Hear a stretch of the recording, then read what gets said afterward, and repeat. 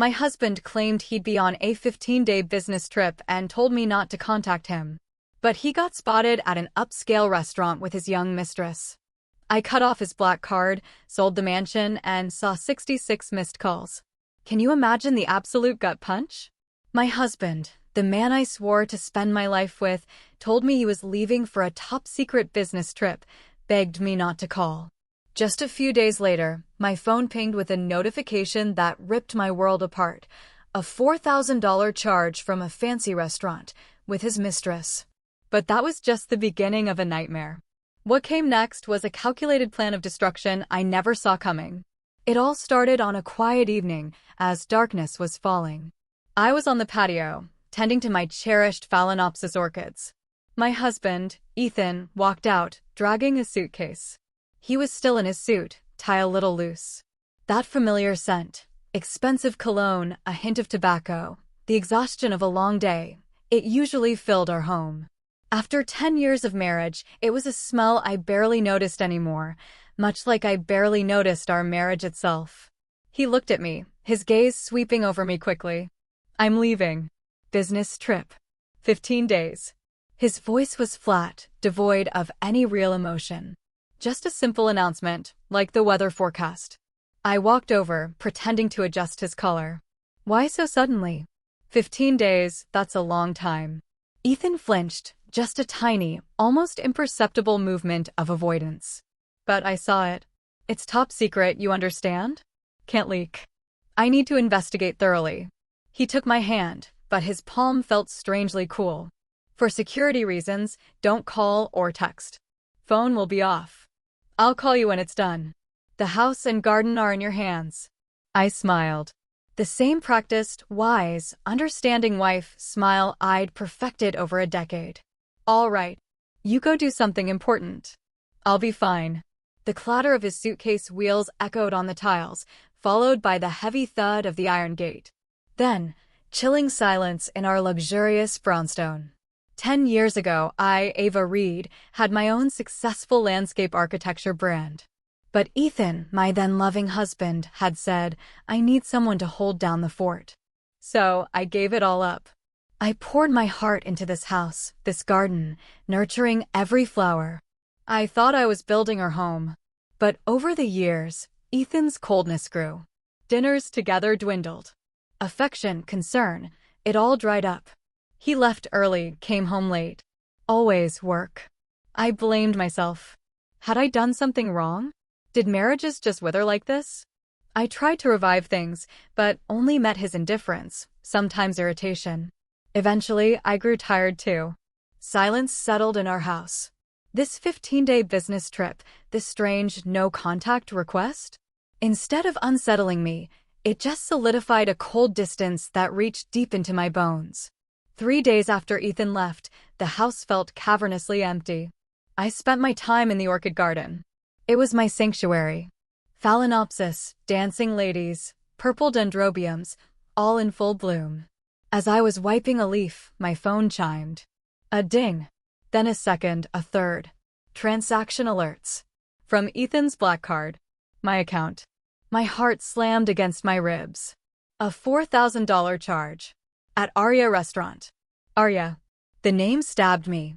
6 months earlier, for our 10th anniversary, I had begged him to go there. Honey, it's romantic, beautiful views. He had barely glanced up from his computer. Don't be ridiculous. Look at the price. A month's salary for an employee. It's for idle rich people showing off. He'd said. When I tried to explain it was a special occasion, he got annoyed. Don't be so extravagant. We can use that money for something useful. We had a quiet dinner at home. I told myself he was just practical. But today, my husband, supposedly in the Hamptons, asking for no contact, was at Arya. With a $4,000 bill. My hands trembled, not from anger yet, but a bone-chilling cold that crawled up my spine. Had I been living in trust for 10 years, or in a perfectly wrapped deception? He lied. That thought, sharp and clear, pierced me. After the initial shock, a terrifying calm settled. Like a severe injury, the pain comes later. I didn't scream. I didn't break things. I walked into the house, poured a glass of ice water. The cold water cleared my mind. What should I do? Scream at him? Only to hear another elaborate lie? No. I'd been a fool for 10 years. I couldn't afford another second. I needed the truth. My eyes scrolled through my contact list. My mom? No, her heart condition. I needed someone with a cooler head. Chloe. My best friend since college. A sharp, independent lawyer who detested hypocrisy. If anyone could help, it was Chloe. What's up? Did the lady of the brownstone miss her poor friend? Chloe's cheerful voice. I took a deep breath. Chloe, are you free? I need your help. Her voice immediately turned serious. She knew. I'm at the office. What's wrong? What did Ethan do? I choked out the story. Ethan said Hampton's 15 days secret project, no calls. 15 minutes ago, his black card, my account, was used for $4,000 at Arya, Upper East Side. Silence. A lawyer's silence. Arya? The French restaurant he said was extravagant for your anniversary. Yes, that one. My throat burned. That bastard, she hissed. $4,000 is definitely a problem. What do you want? Should I send someone over? No, I cut her off. Not a scandal. I need the truth. You're a lawyer, you have methods. Investigate. Who is he with? Understood, Chloe said, all business. Send me the card info, account number, a clear photo of Ethan. I have contacts. But Ava, are you okay? I looked at my beautiful, fragile orchids. I don't know. But don't worry, I won't fall apart. I hung up. I knew life would never be the same. I sat motionless on the patio. The sun had set, leaving an orange trail. The scent of orchids, once comforting, now felt nauseating. I didn't eat. Only the grandfather clock's ticking echoed. Asterisk tick. Tick, asterisk, each sound a hammer blow to my chest. I tried to deceive myself. Maybe it's an important business partner. A female CEO. Maybe $4,000 is just a deposit. My phone buzzed. Around 10 p.m. A message from Chloe. Take a deep breath, sit down, then open this. My hands trembled. I clicked the video file. 30 seconds. A surreptitious recording. But it was enough. It was Ethan.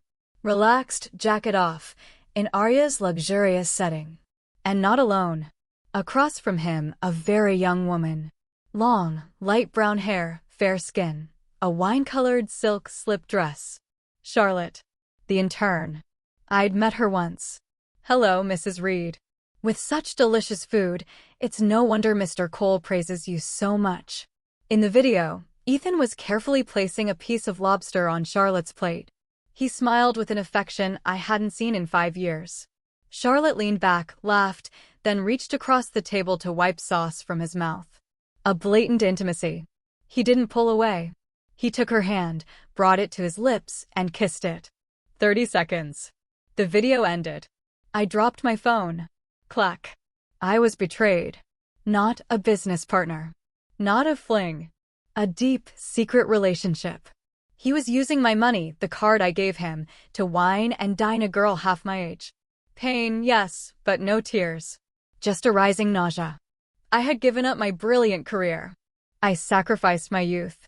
I tended my garden, only to find a venomous snake in it. The video replayed in my mind. Each scene a blade. I slid down the cold wall. This brownstone, this garden, my heaven for 10 years. It was a gilded cage. I was the bird who locked herself in, while the owner found another. My phone rang. Chloe. I took a deep breath. I got it. Did you see it? Her voice was urgent, full of rage. That bastard, she cursed. Charlotte, the intern. What are you going to do? Go smash everything? Chloe, I interrupted, my voice calm, emotionless. Are you at the office now? Yes. You're my lawyer, right? Of course I am. I'm your friend. I took another breath. Coldness spread from my heart. I don't need you to be my friend. I need you to be my lawyer. You need to be colder than me. Silence. Chloe understood. She switched. From furious friend to sharp lawyer. Speak. I'm listening. First, prepare the procedures to immediately freeze all our joint marital accounts. Freeze? Are you sure? He'll find out. He'll find out, I replied, but it will be too late. This brownstone, The down payment from my parents, it's all joint. I can't let him touch the assets. My beloved husband, Ethan, had died in that video. What remained was a stranger. To freeze joint accounts, we need a valid reason, Chloe explained. Divorce proceedings. No, I said firmly. Not yet. That gives him and that woman freedom. I need another reason. I looked around the room. Chloe, if I report to the bank as the primary cardholder that I suspect my husband is committing fraud or using marital property for illegal purposes, would that be reason enough for them to temporarily freeze accounts?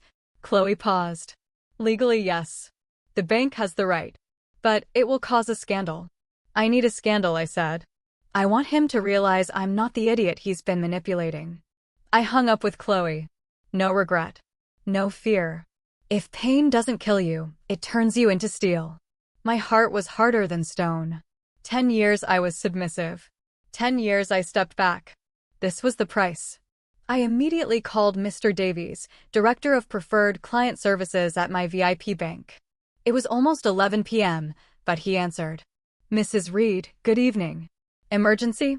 My voice was calm, but brokered no interruptions. Mr. Davies, I need 2 things handled immediately. First, cancel the secondary credit card. Number. I rattled off Ethan's black card number, memorized from paying his statements. Cancel? Ma'am, this is a maximum limit VIP card. Mr. Cole is on a business trip. I know, I cut him off. I am requesting cancellation. I am the primary holder. Cancel it now. Yes. Understood. What's the second matter? His voice was tense.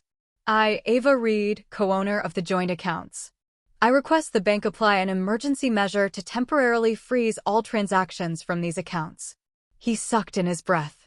Mrs. Reed, the reason? This is very complicated. The reason, I emphasized, is I, the primary owner of the majority of the assets, have sufficient grounds to suspect my husband, Mr. Ethan Cole, is using joint assets for illegal purposes and committing fraud. And he is currently showing signs of liquidating assets. Fraud. Illegal. Liquidating assets. Chloe's words. Mr. Davies panicked. Ma'am, this is very serious. If you say so, I will immediately notify the system to block all transactions. Please come to the nearest branch tomorrow at 8 a.m. to sign paperwork. Good. I'll be there.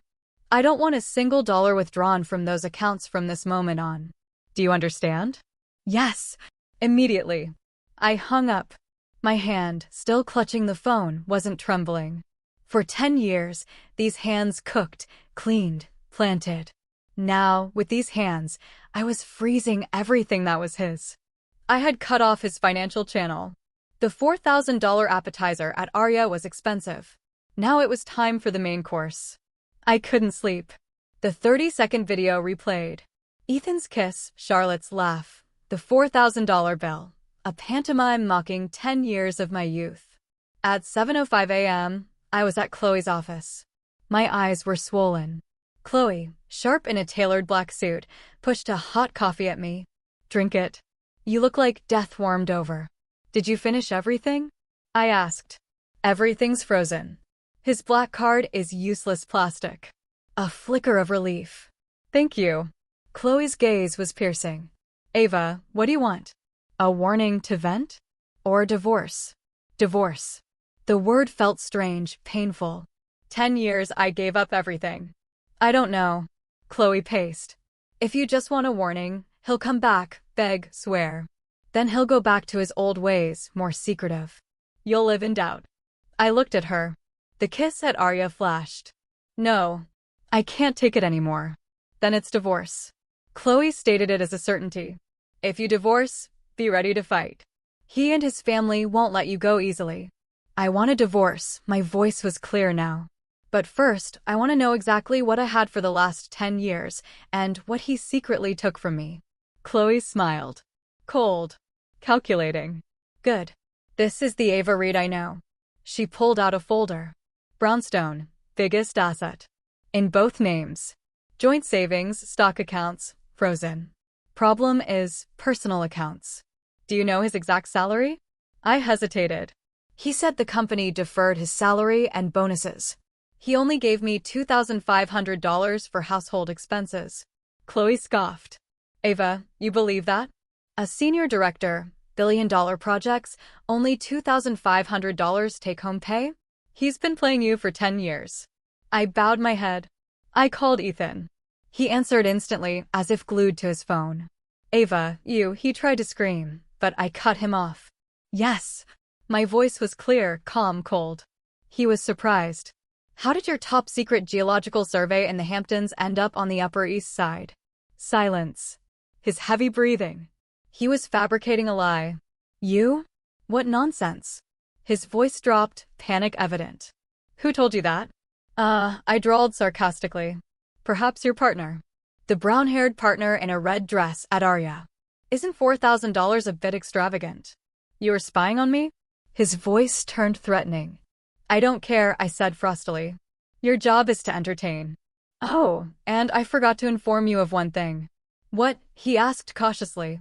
The brownstone on the Upper East Side, I said, smiling to myself. I've put it up for sale. Clients are offering a good price. We'll sign this weekend. What? He shrieked. Are you crazy? That's my house. You have no right. You had no right to spend our money on your mistress. I raised my voice. I froze the accounts, canceled the black card. The house will be sold. I hope your survey was pleasant. Now figure out how you'll get back to the States. I hung up. I knew he'd call his ally, Eleanor, his mother. An hour later, my phone rang. Eleanor. Once a respected name, now it filled me with fatigue. Hello, Eleanor. Immediately, a miserable sob. Oh my God, Ava. How could you do this? Will you be satisfied only when he dies in the street? I let her wail. Her usual act. When I didn't react, she stopped. Are you playing dumb? Ethan called me, crying. You froze his card. Who do you think he's suffering for? This house. You. How can you be so unreasonable? Unreasonable. I laughed, a cold, humorless sound. Am I unreasonable, or is your son? He told me Hamptons, but used $4,000 of our money to dine with another woman. In your eyes, that's him suffering for me. A chilling silence. She immediately changed scripts. The crying returned. Oh, sweetie, I know you're hurt. But men can't help falling into temptation. A temporary mistake. If you make a scandal, people will laugh at our family. Patience is a woman's virtue. Mistake. I actually laughed. For $1,000 mistake? I sacrificed my career to serve at home, and he's using our money for a woman half my age. You. She stopped crying. What are you saying disrespectfully? How dare you? I'm just telling the truth. I cut her off, my voice colder than ice. I can no longer be the cash cow this family makes fun of. If you don't reactivate the accounts now, don't blame me for becoming a monster. I'll go to your house right now. I hung up. I slumped to the cold floor. Infidelity. Everyone knew. They defended it. My sacrifice was taken for granted. His betrayal, a mistake. This whole family was rotten. The next morning, I tried to swallow oatmeal, but my throat was dry. Eleanor's call had killed my last illusion. As I sat in my garden, my phone dinged. Unknown number. Charlotte. I opened it. A photo. Charlotte, in a red bikini, on a luxury yacht, flaunting her youth. In her designer sunglasses, reflected clearly, was Ethan. Shirtless, holding a glass of wine, taking the photo. My husband. The man who screamed he was humiliated because he had no money. The man his mother cried about. They still had cash. They planned this. Celebrating their triumph with our money. Ting. Another message. Mrs. Reed, Mr. Cole said you are a wise person. Now that you are older, you should know when to let go if you want to keep your last bit of dignity. Older. Dignity. She was trying to provoke me. I looked at the photo. No rage. No jealousy. Just disgust, like seeing a triumphant fly on cold food. I didn't answer. I didn't curse. I screenshotted it, saved it to an evidence folder. Then I blocked her. This childish provocation wasn't worth my attention. My fight wasn't social media. It was a legal battle for assets. I called Mark, the real estate agent. Mr. Mark, I've decided to sell urgently. Speed up the process, even if we lower the price. He was surprised. Mrs. Reed, your house is a gem. The garden you designed, clients are captivated. This orchid garden is the soul of the house. Tell them if they buy, they must keep it. Rest assured, he said. 2 days later, Mark called, euphoric. Mrs. Reed, good news. A heavyweight client. Americans. They saw the photos, the virtual tour. They don't even want to see it in person. They'll pay 90% cash, no haggling. One request. What? They want to buy your entire orchid garden. They said the house loses its soul without it. They'll pay an additional $25,000 for all your precious orchids and maintenance. They want you to leave everything, $25,000. My 10 years. My Reed Landscapes sacrifice. My silent devotion. Valued at $25,000. It was ridiculous, but I felt a strange recognition. Okay, I said, my voice choked. Tell them I accept. I'll leave everything. Excellent. We'll schedule signing this weekend. I hung up. This garden, my gilded cage, was now the key to my freedom. The news spread like wildfire. Ethan and Eleanor, in their rage, must have called everyone. Ava, Ethan was wrong, but you're a woman, you must understand men are weak. Laura, Ethan's cousin. Patience is a woman's virtue. Andrew, Ethan's best friend. You cut off all his money, how's he supposed to live? Give him a way out. A way out? Who gave me a way out when I gave up Reed Landscapes? I hung up on them all. I was fed up with their hypocritical advice. I turned off my phone. I went into my home office, a room barely touched for 10 years. Dust lay on my books of landscape architecture, my old design blueprints. My ambition. I sat down, turned on the computer. My hands trembled, but my brain came alive. I opened a new file and started drawing. A rooftop garden on a skyscraper, full of sun, hanging orchids, a koi pond. My new life. I screenshotted it, posted it on social media. First draft for a new life. Rebooting Reed Landscapes. My post successfully silenced the well-meaning. They knew I wasn't playing games. I wasn't just leaving Ethan, I was rebuilding my empire. But it also ignited Ethan. He failed to pressure me through his mother or friends. Now he'd confront me. Stuck abroad, penniless, the rage of being cut off, the shock of me selling his house and rebooting my career, it turned him into a beast. Messages came from new accounts. Ava Reed, how dare you put MY House up for sale? Who do you think you are using that old name Reed Landscapes again? Arrogance. Rage. He still thought I was the weak kitten. I screenshotted it, sent it to Chloe. Additional evidence. Threatening content. Hours later, more messages, vulgar, threatening. You think you can sell the house without my signature?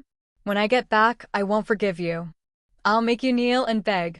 Again, screenshotted. Threat evidence, #2. A day passed. No reply from me. His rage couldn't buy food or a plane ticket. He grew afraid. Midnight. A new message from an unknown number. Ava, honey, it began. Nausea. I was wrong. That girl deceived me. I fell into her trap. Still blaming someone else. He thought a few sweet words would work. Ava, I really have no money. I'm stuck. I'm so hungry. Don't you have any feelings left? 10 years, Ava. 10 years of marriage. How can you do this? 10 years. The 10 years I buried my youth. My ambition. The 10 years I worked like a slave for his family. He was trying to trade those 10 years for a plane ticket and forgiveness for his $4,000 meal with his mistress.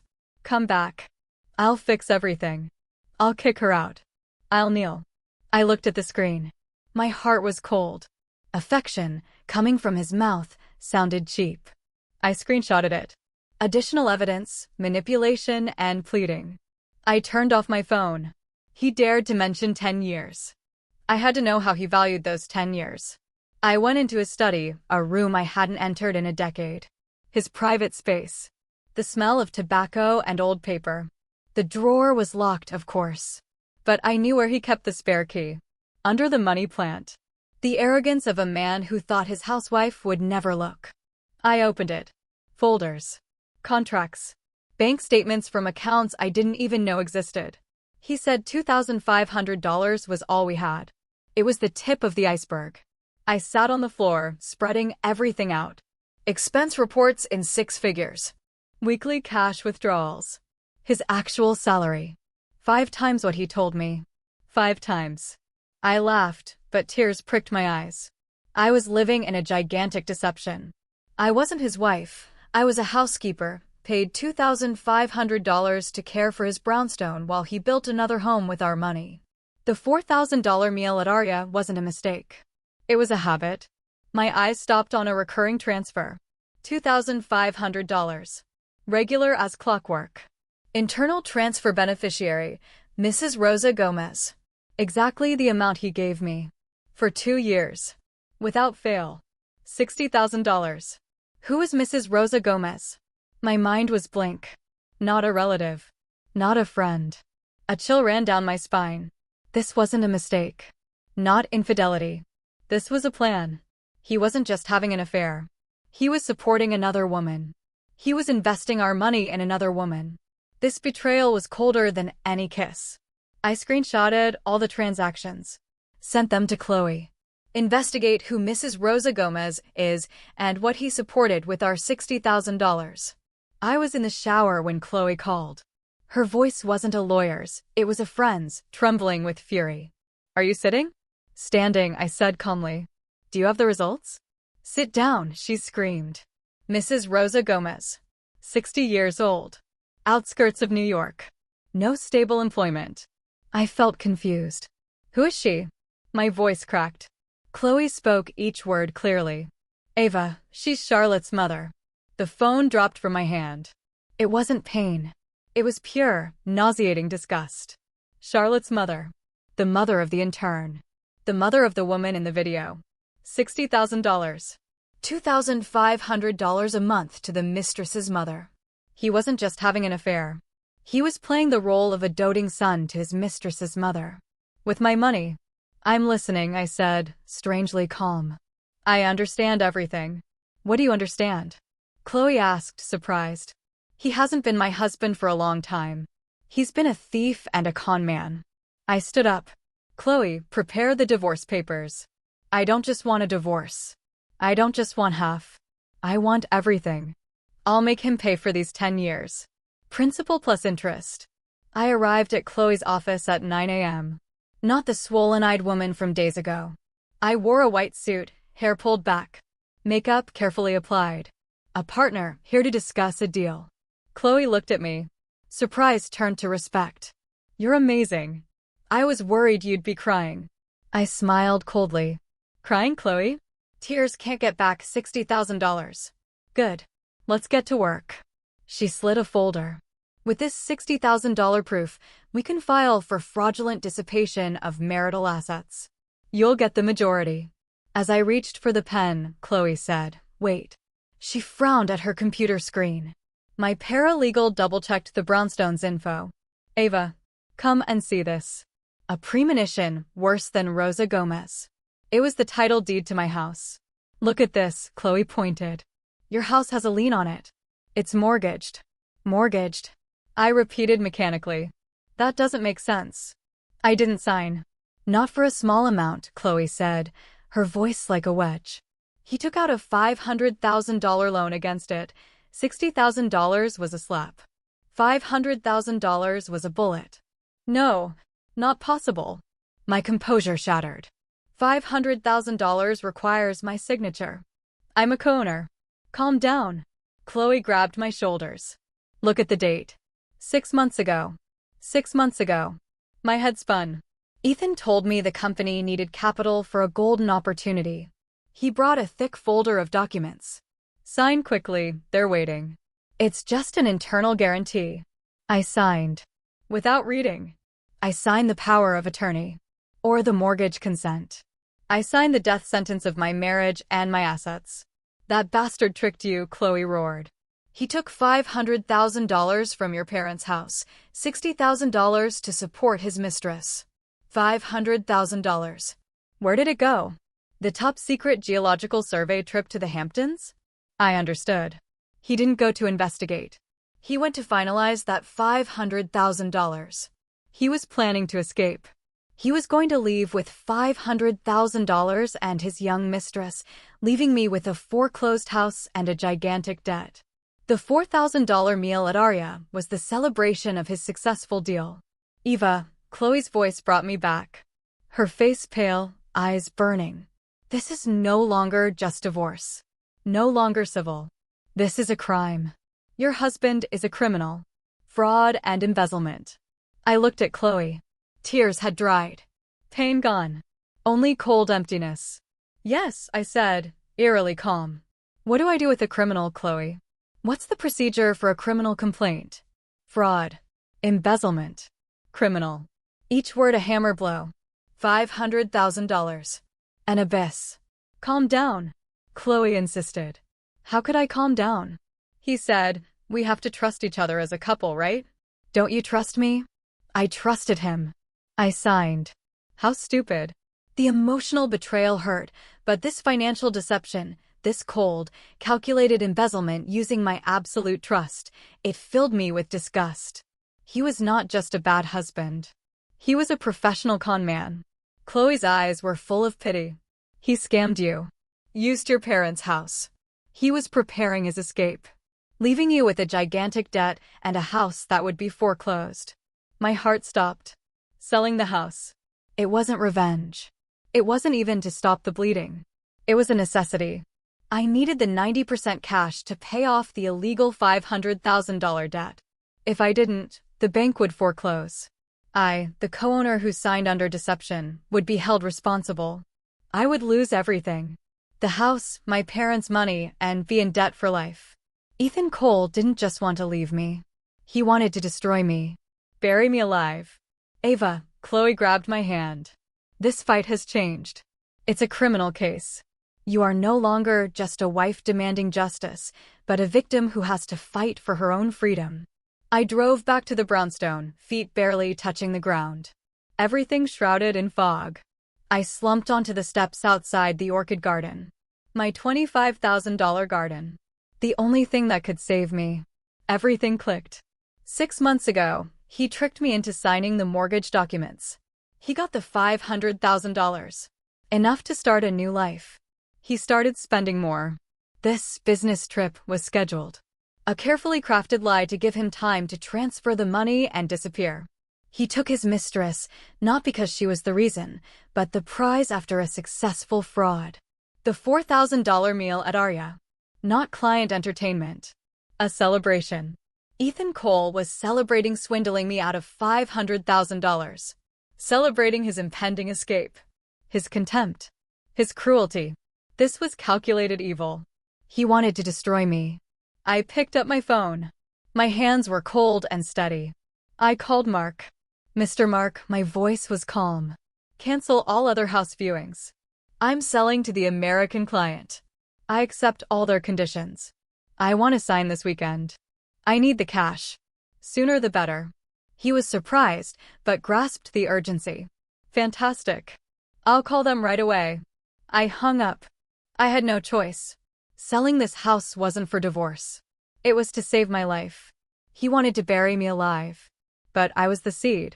Reed Landscapes would rise from these ashes. I turned off my phone. No more threats. No false pleas. I needed silence. I wondered, what was the man who swindled $500,000, enjoying his business trip with his mistress, doing now? Later, I would learn the cruelty of the facts.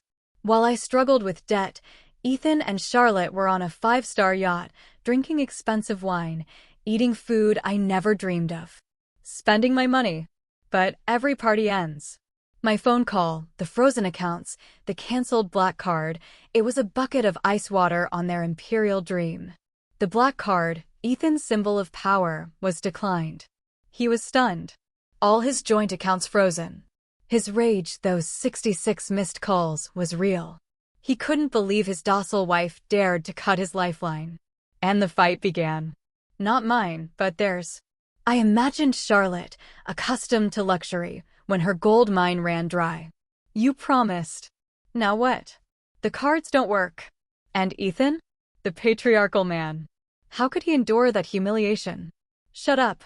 If you hadn't demanded that $2,000 bag, we'd have money for a plane ticket. You're a parasite. Their love, built on my betrayal and my money, was fragile. When money was gone, only hatred remained. I lived in silence for 2 days. I organized my old Reed Landscapes documents, cleaned my trophies. I realized in 10 years, I didn't just lose money, I lost myself. I didn't hear from Ethan or Eleanor. They were preparing a bigger storm. On the 3rd day, my phone dinged. Not Ethan. Charlotte. Again. Mrs. Reed, save me. I was stunned. What game was this? I didn't answer. A person who gladly accepted $60,000 for her mother from another woman's husband was capable of anything. When I stayed silent, a flood of messages. Ma'am, I was wrong. I don't dare to ask for forgiveness. Just save me. Mr. Cole is not human. He's a demon. I laughed. Wasn't he your gold mine a few days ago? He ran out of money. You blocked the cards. He hit me. He locked me in the hotel. He said if I didn't get him money, he would sell me. Ma'am, I'm so scared. I escaped. I'm at the airport. I don't have a cent. The next message was a photo. A selfie. One cheek swollen and bruised, a long scratch near her mouth. I was wrong. I was foolish. I just want to go home. Pity? No. Fatigue. This was the price of greed. She gleefully enjoyed my money. Now she paid. But I waited. She had to have bait.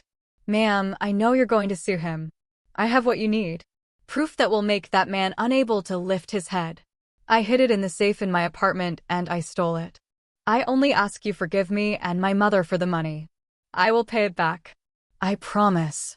I just want to live in peace. Proof. The cudgel.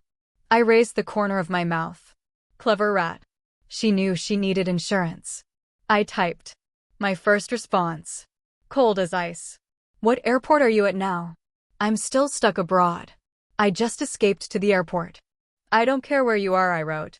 I also don't care if he hit you. That's your problem and his. But I'm interested in the proof you mentioned. Yes. Double contracts, tax evasion documents. He said it was his biggest secret. If it got out, he'd go to jail. Tax evasion. Double contracts. The empire he built, the facade, was founded on crime. Monday, 3 p.m. My lawyer's office address, 30 Park Place. Get back to the States however you can. Bring the proof. We'll talk. I sent it. He would cling to this as his last lifeline. He'd still think I was stupid, that I still loved him. He would come, hoping to reverse the situation with crocodile tears. He didn't know he was walking straight into his own final judgment. Chloe's office. 9 a.m. The air was tense. I wore a black suit. The color of the end. Chloe by my side. Across from us, Mr. Herrera, a lawyer from J Capital, Ethan's investment fund. Solemn face. Piercing eyes. Ethan arrived 5 minutes late. He stopped dead when he saw me, Chloe, and Mr. Herrera. His appearance was wretched. Unkempt beard, greasy hair, wrinkled suit reeking of fear. Haggard. Bloodshot eyes. Ava, honey, he tried, pitiful. He started towards me. Sit down. Chloe growled, pointing to an empty chair. Ethan stopped. Looked at me, at Mr. Herrera. He realized something was wrong. Awkwardly, he pulled up the chair. Mr. Ethan Cole, Chloe began, devoid of emotion. Today, we're not here to talk about 10 years of affection. She pressed a remote. The large screen lit up. Image 1, the 30-second video at Arya. The kiss. Ethan closed his eyes, gritted his teeth. This is Chloe clicked. Next, Charlotte's bikini photo on the yacht. Silence. Chloe cut him off. Just look at the screen. Next slide, the bank statement. The $2,500 transfers circled in red. A table calculating $60,000. Ethan turned pale. Next, the Brownstones' mortgage contract. $500,000 enlarged. Followed by the signature analysis. Mrs. Ava Reed's signature concluded to have been obtained under fraudulent pretenses. That's nonsense. Ethan screamed. You signed it yourself. Still trying to lie? I spoke for the first time. You said it was an internal guarantee document, right? Ethan was speechless. He looked at me as if he'd seen a ghost. Finally, Chloe pressed the last slide. The folder of double contracts Charlotte brought. This time, Ethan didn't scream. He just panted, sweat pouring. He knew there was no denying it. Mr. Herrera spoke. Low, firm. Mr. Cole, I represent J Capital. We have obtained all these documents. We are officially reporting you for commercial fraud and embezzlement. You have been deceiving us for 5 years. No, Mr. Herrera. I was deceived. That girl, Charlotte, she seduced me. Ethan turned to me, trying to crawl out of his chair to kneel. Ava, save me. 10 years. It's been 10 years. I looked at him. The man I once loved was groveling. My heart didn't stir. No pity. No satisfaction. Just emptiness. Mr. Cole, I said, you don't need to beg me or Mr. Herrera. The person you need to talk to is not us. Just then, the door opened. 2 uniformed police officers, 2 plainclothes detectives. Mr. Ethan Cole, one detective said, showing his badge. NYPD Financial Crimes Task Force. We received a report of tax evasion and fraud. Please accompany us for questioning. Ethan was petrified. He looked at the police, then at me. The look was pure hatred. But it was too late. 2 cold, silver handcuffs snapped around his wrists. He was dragged past me. My 10 years of marriage, my 10 years of youth, my reed landscapes I gave up, it all concluded with the dry click of those handcuffs. 6 months later, Chloe gave me the news. Ethan Cole was sentenced to 18 years for fraud, embezzling $500,000 from me, fraud against J Capital, and tax evasion. 18 years for a lifetime of greed and falsehood. His mother, Eleanor, suffered a stroke from the shock. Bedridden, crying. No one cared. Charlotte, due to her confession and returning the entire $60,000, received a suspended sentence. She disappeared. I stood in my new office. Not large, a small penthouse, but full of sun. Walls covered with design blueprints. My skills hadn't disappeared. They were a seed buried under the rubble of marriage. Now, after the storm, they were sprouting. Chloe came in with coffee. What's wrong? You just got the design contract for the new riverfront development. I smiled, just thinking about what kind of trees to use. Chloe laughed. This is the Ava Reed I knew. I looked out the window. The sky was very blue. My heart, surprisingly, was at peace. I sold my $25,000 orchid garden. But I got back my own entire sky. I didn't need to prove anything. I just had to live well. For 10 years as a housewife, I learned to tend a garden. Now I'd use that skill to tend my life and make other people's lives more beautiful. I took a deep breath. The smell of coffee, paper, and freedom. My real life had just begun. Tell me, have you ever been blindsided by a betrayal this deep? What would you have done if your whole world was built on such a cruel deception? Let me know in the comments below.